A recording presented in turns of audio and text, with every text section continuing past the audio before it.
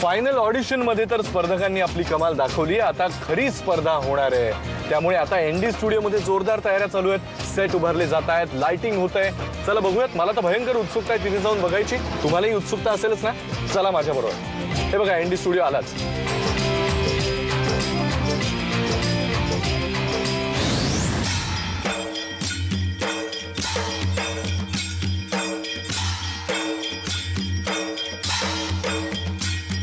केसरी सोबत आपण नेहमीच हा मराठी पाऊल पडते पुढे कार्यक्रम केला आणि या कार्यक्रमात त्या सगळ्या कलाकारांनी जी जान से आपली बाजी लावून हे पर्व केलं आणि तुम्ही रसिक माय जनतेने फार चांगल्या पद्धतीने प्रतिसाद दिला. तुमच्या प्रतिसादामुळे ते छोटे कलाकार आज मोठे झालेले आहेत.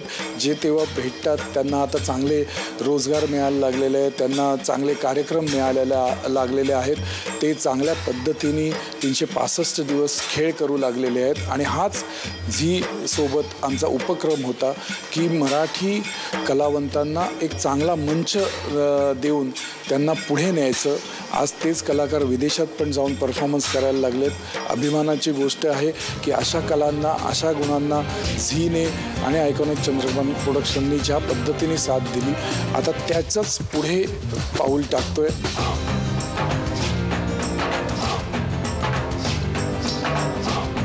प्रथमतः मला झी टी व्ही आणि नितीनजी यांचे खरंच आभार आणि मला दोन्ही लोकांना अभिनंदन करावं असं वाटतं. कारण की मराठमोळ्या आपल्या ह्या मराठी कलावंतांना ज्या पद्धतीने इथे प्लॅटफॉर्म मिळतो आहे, एन डी स्टुडिओमध्ये भव्य दिव्य सेटअपवर हा कार्यक्रम त्यांना सादर करायला मिळतो आहे.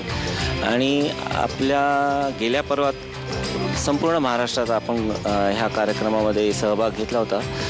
पण आता ते पर्व थोडं महाराष्ट्राच्या बाहेर गेलं आहे आणि ऑल ओव्हर संपूर्ण भारतातले काही जिकडे जिकडे आपले मराठी कलावंत आहेत तिथल्या काही कला प्रकार आम्ही बघितले.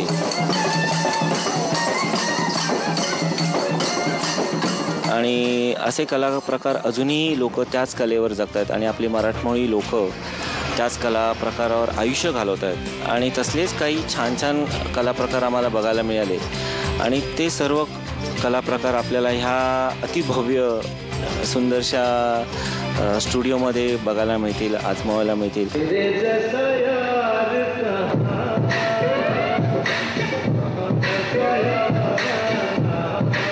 सारेगम किंवा एकापेक्षा किंवा असे जे कार्यक्रम आहेत त्यात तुम्हाला गायनातले किंवा नृत्यातले कलाकार बघायला मिळतात. पण हा जो कार्यक्रम आहे स्पेशली इथे तुम्हाला माहीतही नसतात अशा प्रकारच्या कला विभागातले तुम्हाला कलाकार बघायला मिळतात. आणि अतिशय अनुभव तो गमतीशीर होता माझ्यासाठी 2 दिवसाचा.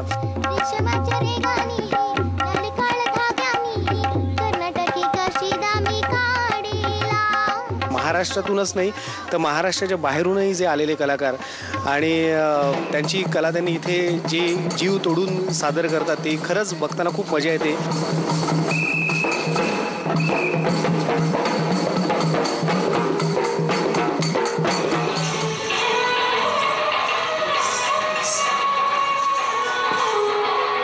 मराठी पण जपणारी जी माणसं आहेत महाराष्ट्रात किंवा महाराष्ट्राबाहेर त्या सगळ्यांना एक चांगलं व्यासपीठ या निमित्तानं मिळतं आहे. खरं म्हणजे मराठी पाऊल पडते पुढे हा एक खूप विविध भावभावनांचा आणि अनेक कला प्रकारांचा एक सुरेख मेळ आहे. असं एक सुंदर पॅकेज आहे की मला वाटतं की हे पर्व तुम्हाला निश्चित आवडेल.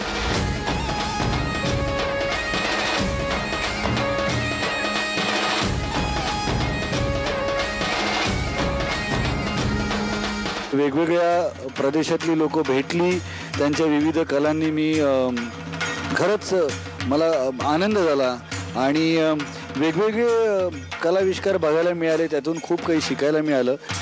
काही गोष्टी गेल्या पर्वामध्ये ज्या सापडत होत्या त्याच पुन्हा पुन्हा दिसल्या.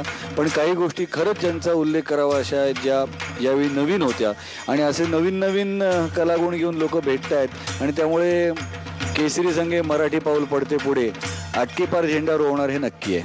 मराठी पाऊल पडते पुढे. जय महाराष्ट्र, जय कर्नाटक.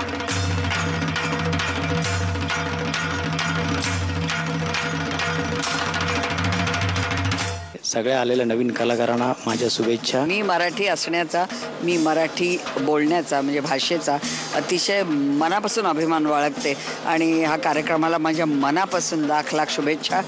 मराठी पाऊल पडते पुढे. झेंडा अटके पार.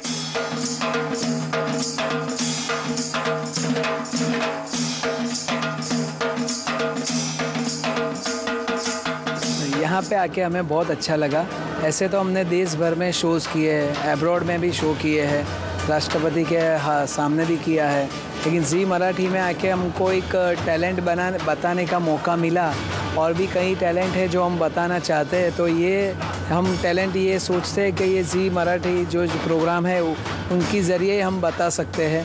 हम हर साल बैठ के देखते थे, तो ये बार हम बोलेंगे सबको कि आज हमारा भी एपिसोड आ रहा है, आप देखो, उसमें हमको बहुत खुशी मिलेगी.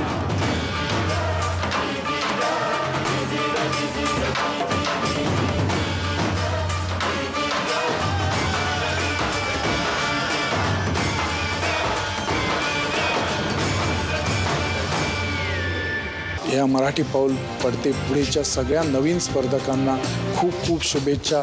आम्ही लवकरच येत आहोत मराठी पाऊल पडते पुढेचं दुसरं पर्व घेऊन.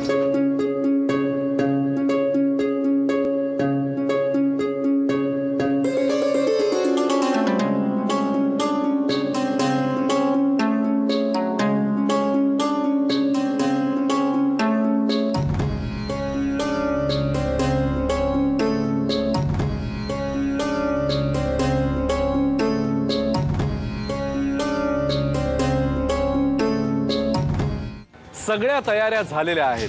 स्पर्धक तयार आहेत, आमचे मान्यवर परीक्षक तयार आहेत, आमचे सूत्रसंचालकही तयार आहेत. तुम्ही तयार आहात का? नसाल तर आत्ताच तयार व्हा आणि 31 ऑक्टोबर पासून झी मराठीवर सोमवार आणि मंगळवार रात्री 9:30 वाजता पाहायला विसरू नका. केसरी सोबत मराठी पाऊल पडते पुढे अटके पार झेंडा. यावेळेस ती दिवाळी जरा शांततेत फटाके कमी वाजून साजरी करूयात. तुम्हा सगळ्यांना दीपावलीच्या मनपूर्वक शुभेच्छा.